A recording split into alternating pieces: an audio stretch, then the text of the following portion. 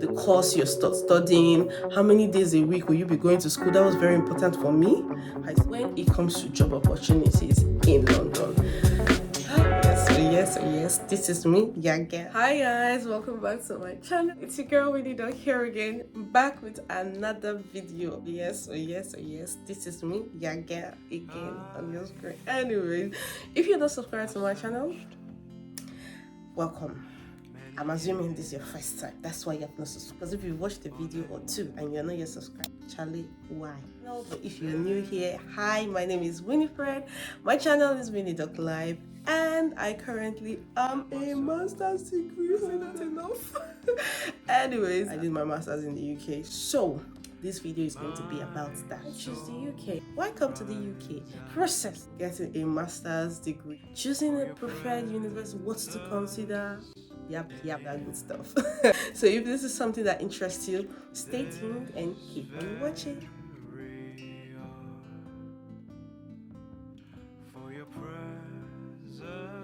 Now this video, I'm going to summarize it into a few questions that people have asked me specifically concerning coming to study in the UK.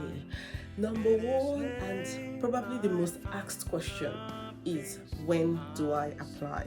Now this question comes from mostly people who are currently doing their BS, mostly people who school currently in Europe, in other countries in Europe. So I got a lot of questions from folks back in Ukraine. So people ask me, when is the best time to apply? Is it when you're in your final year, or do you have to wait to get certificates to say that you've graduated before you actually apply for your masters, or you can start applying before you actually graduate?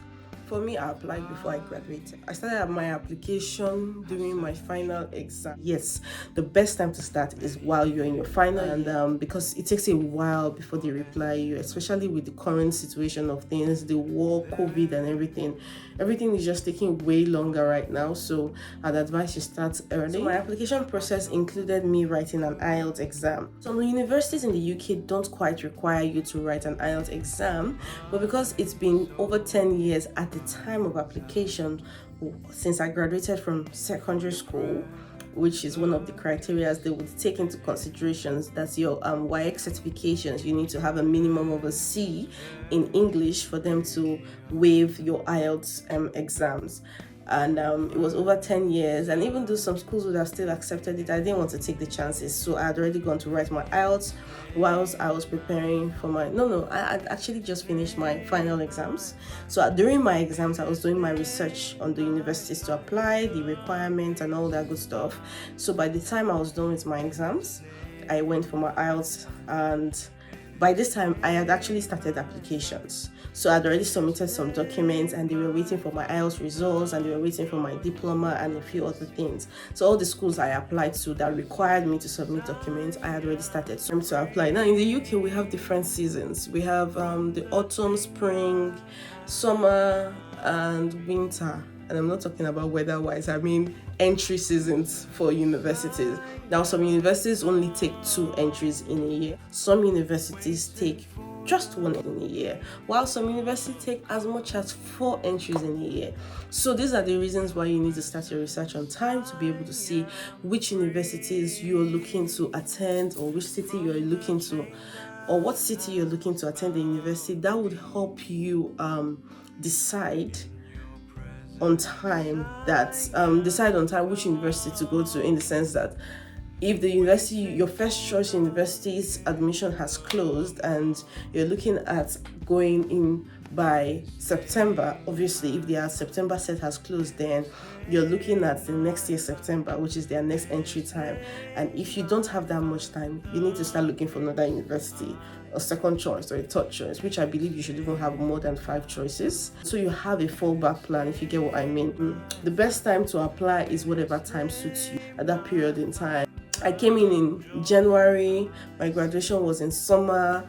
I totally enjoyed it because it was COVID and we're doing classes online, so I didn't have to face the cold, and by summer it was graduation, we could come out. It was just perfect for me. So in your case it might be different, it would be different because classes are back to being fully on site. So really, I don't know where that comes in for you, but factors depend on individuals. It depends on you, what you have chosen that you want to do for yourself, your time frame, what you're planning. Okay, in 6 months, in one, and so this school would work in line, or the time framing of this school would work in line with my plans going forward. What to consider while applying to the universities? One thing I would say was very, very important. Even though a lot of people choose location as the reason, like, which I think is very, very important. The location is also important. But what I think is more important is reviews.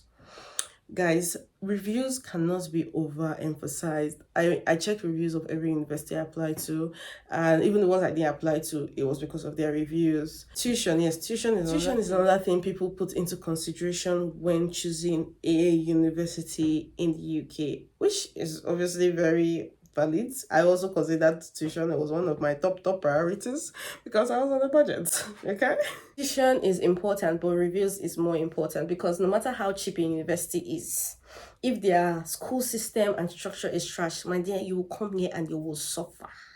See, and if you're like me, that you are coming here, you don't have family, you don't have friends, you don't know nobody, you will suffer. You will suck. I'm sorry, but I've heard tales. I've heard tales of people here, and they keep saying that they will choose a more expensive university. They would rather be in a more expensive university, struggling to pay the tuition, than be in the university that they currently are or graduated from, because of the level of stress. Listen, academic stress, lecturers, they will just be failing you. Some of these universities, they just will be kids, like, guys.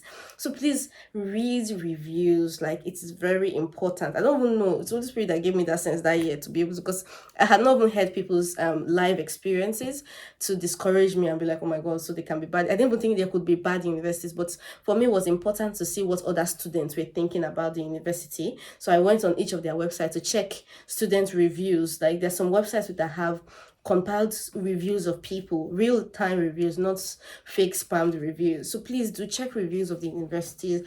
It's very important. A cheap university is good, but let me tell you, a university that works for you is even better. If the university is working against you, I don't want to mention names, but if the university is working against you, guy, you will regret upon regret. Like, you will just think your life. So please, please, please, please, I'd say check reviews. Very, very important. Every other thing that comes with studying in the UK, I'm sure you already did your research. Tuition fee, the course you're studying, how many days a week will you be going to school. That was very important for me. I saw that my university was 2 days a week. It was fine for me. I already did a BSc that was already very long. I did 6 years of my life doing medicine. Excuse me, I'm not about to come and do another 10 years doing masters. They did not write book on my head. Thanks and God bless. So I just wanted to be done within 1 year. So that was also a very huge factor for me. So it depends on you. Maybe you want a 2-year course. Maybe you're looking for a 3-year course. We have masters that are that long. So you could always come. And also it depends on the course you're applying for. Maybe it requires you to study for that long after doing your BSc. But me, I needed just 1 year, and that was fine by me. When it comes to job opportunities in London or in the UK generally, it's a two-way street. Well, I'd say job opportunities, only 60% is guaranteed. But the 40% that is there, oh, are dicey. It's very dicey.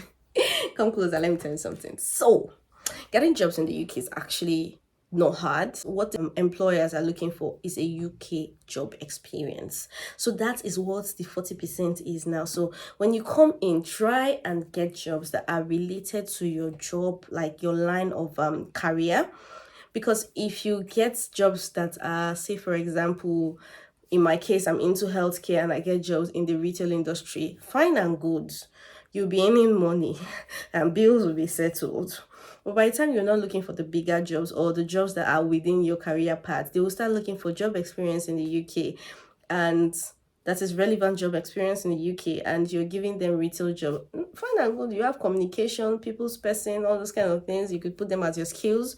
But now imagine someone who worked in line with the course all this while, and then they are applying for that same job with you. They have an edge over you. You get what I mean? So there is job day, plenty, but you need to be strategic about it. You don't just come and just assume that there is job and then you just apply. No, they are looking for people. They are looking for people to work. Yes, there's low workforce here. Yes, so they need more people. So job day, especially in London. But one thing I would say is they are not desperate. They are desperate, but they are not desperate. They will not just pick you just because you're available. Do you get me? They will pick you because you qualify. You have the skill and what they need on that job. And if they would always find a better candidate, they will always go for the better candidate.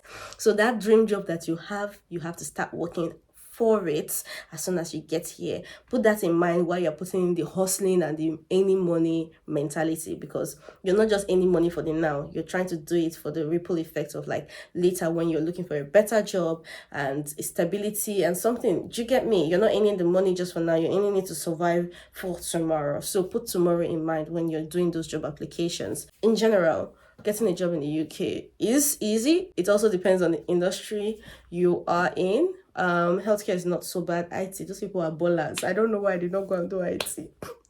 I don't want to be a mechanic.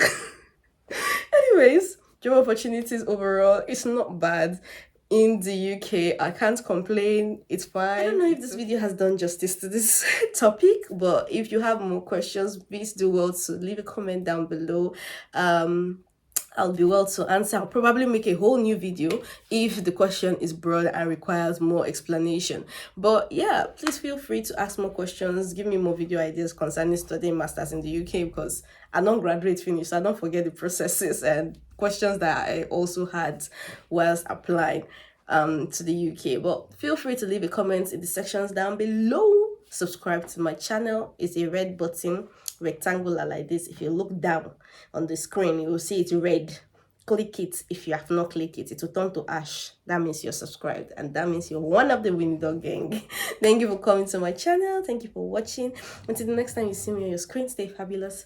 I love you guys. I love you guys. I love you guys. I love you guys. Bye.